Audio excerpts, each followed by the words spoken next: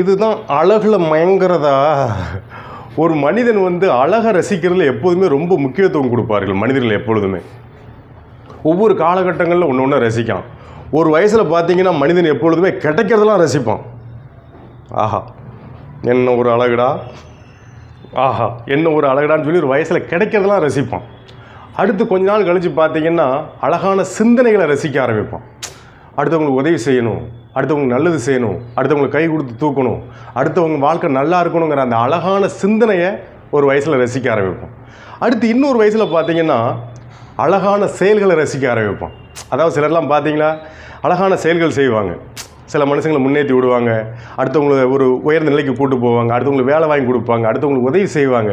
அந்த மாதிரி அழகான செயல்களை ரசிக்க ஆரம்பிப்பான். இந்த மாதிரி அழகான விஷயங்களை ரசிக்கும் பொழுது கொஞ்ச நாள் கழித்து இதெல்லாம் அவனுக்குள்ளே தானாக வந்துடும். அதாவது இந்த மாதிரி நல்ல செயல்கள்லாம் நல்ல அழகுகள்லாம் அவனுக்கு தானாக தனக்குள்ளே வர ஆரம்பிச்சிடும்.